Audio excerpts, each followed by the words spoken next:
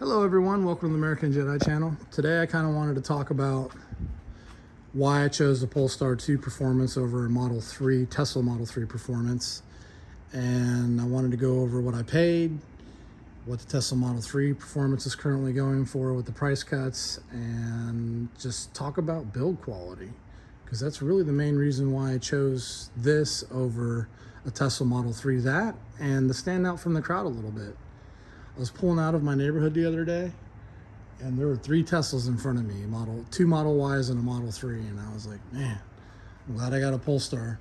Tesla owners are looking at me because they either know what this is or they are wondering what it is. And I'll tell you the negatives. The negatives is the charging, mainly.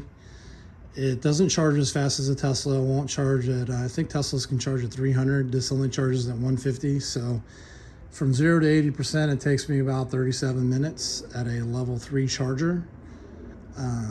Just because once it gets to 60%, it starts to throttle down to like 70, 80 kilowatts as opposed to 150. So that's the main thing, but I charge at home on my charge point over there. So I'm not really too worried about that. I am going on a road trip here on April 12th to Cincinnati. So we'll see how that goes. And the car does automatically, like a Tesla, routes you from charging station to charging station. So we'll see how that goes. I also made a backup plan from PlugShare. I looked on PlugShare and Electrify America apps to have backup plans in case I don't want to stop or in case the charger is broken, something like that. To have backup chargers to go to in case I need to find alternate routes or alternate chargers. But let's talk about build quality. Yeah, the build quality on this car is amazing. I rented a Tesla for a weekend and just wasn't impressed with the self-driving, wasn't impressed with the build quality. I was impressed with the technology, the materials. The one that I rented was a Performance, and it was quick, 0 to 60 in 3.1 seconds roughly. This one does 0 to 60. I was quoting 4.5 seconds in my earlier videos, but it's actually 4.1. That was my mistake. So it's about a second slower than the Model 3 Performance. Pricing, this car new was $67,000, so it's about $14,000 more than a new Model 3 Performance. And if you want the Napa leather seats, because that's the only option this does not have, that's about $6 more grand. So it can get pretty pricey. But you are talking about, and Polestar is not dropping their prices. I just saw the newsreel from Polestar talking about how they're not worried about competing with Tesla. They're not in the same market as a Tesla. This is a luxury sports sedan, and I don't consider a Tesla a luxury sedan just because of the build quality. Ford Mach-E has a better build quality than the Tesla Model 3. So, you have to compare apples to apples. But getting off topic here, the Model 3 Performance, $53,000. So why wouldn't I just buy a new one for $6 grand more? And it comes down to build quality and standing out from the crowd. Really, those are the 2 main factors for me.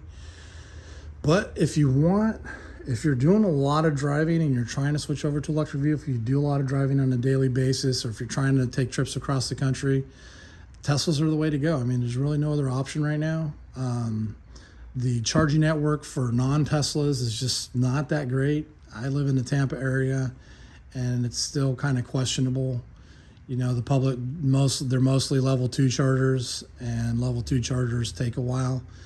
Actually, level 2 charge point chargers only charge about 13 to 14 miles an hour, whereas my charger from Charge Point over here, same company, will charge at about 24, 25 miles an hour. I'm averaging, I think, 23 at 37 amps. It's a 50 amp charger, but I'm charging at about 37 amps right now. The car takes a maximum 48 amps. But anyways, yeah, if you're looking, because you have to consider the charging network when you're buying an electric vehicle. Tesla has the best charging network, so that's why a lot of people drive them. It's a lot more convenient. They have a lot more chargers. The Wawas here in Florida are starting to build Tesla superchargers at all their gas stations. So, it's just a question of how you're going to drive. Do you got a home charger, or do you have to park on the street and you don't have access to a home charger? There's a lot of variables. So you have to ask yourself, if I do get a non-Tesla, how am I going to be able to charge it? Okay. The next thing is that, you're talking about standing out from the crowd. There's a lot of Mach-E's on the road already. And the Polestar 2 is really, this year, I looked at their numbers, they're only projected to sell about 80,000 units, whereas Tesla's expected to sell over 1 million. So just to kind of give you an idea on how much you're going to stand out from the crowd, Let's talk about build quality though. Listen to this door and how it opens and closes. All right, let's see how it sounds when it opens. And isn't that nice? Let's get inside and check it out. Forgive me, the car is not perfectly clean. Look at that. Do you hear that? I mean, just how solid it just closes. And so this is the inside. I got 82% charge. I'm looking at 210 miles. I actually had it charged up to 90%. Went out for breakfast and just got back.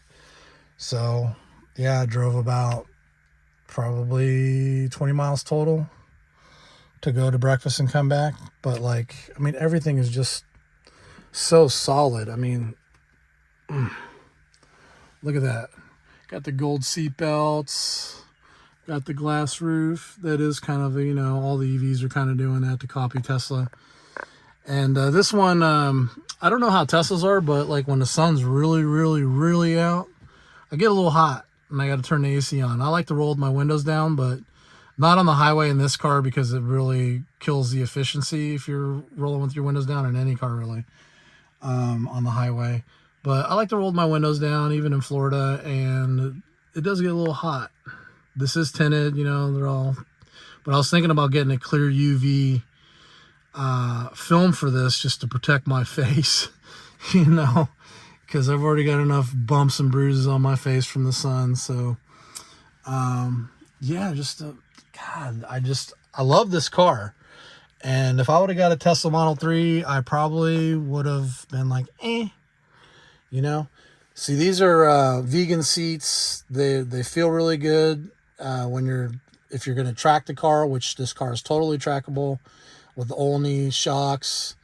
You can adjust them to track mode and take it out on the track, and this car will do amazing. I've watched videos on YouTube of people tracking their Polestar 2s, and I've seen them keep up with supercars, around the curves and bends and stuff. And it's just a really, really great overall car. And if you're looking at an electric vehicle, there's a bunch of stuff that you can do in this Polestar 2.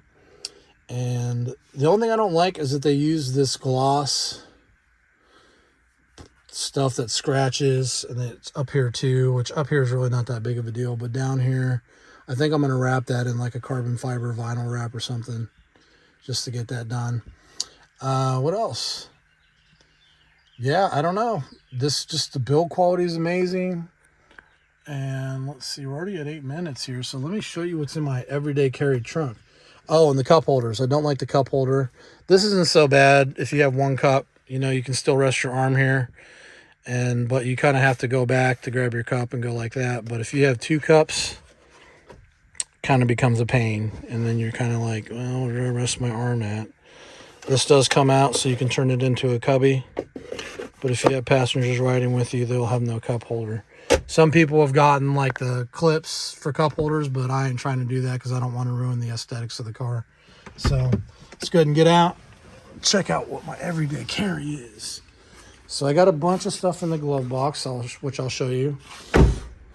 But yeah, this is how I kind of roll here. I got a Bluetooth lantern speaker. Got some detail spray with a microfiber towel. This is just stuff that I have to return. I got my girlfriend's hair clip and her Tupperware, but I just carry a hat in case it starts raining. Got another towel in there. Got a sunshade back there, an umbrella, and 2 sweaters. Women always get cold. Sometimes I get cold, especially in Florida when they have the AC cranked up. Coming over to this side, let's look in the glove compartment. My everyday carry. Let's see what we got here. I'm interested because I put a bunch of stuff in here and I forgot. I forgot what I got. What do you got? All right, so got a pen. Got electronic tire pressure monitor. I got cables for Apple CarPlay. Got a couple Tide sticks. Got a lighter because you never know when you're gonna need to start a fire. Some lotion, hand lotion. Got this to clean my sunglasses, along with a couple cloths to clean the sunglasses. I got a Mylar blanket in case you get stuck in the snow. You got something to warm you up.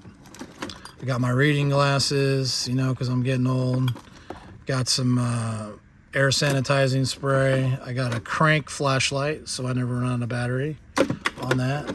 There's also a Volvo screen wipe in here. I got this little squeegee that came with my screen protector. You never know when you need to squeegee something.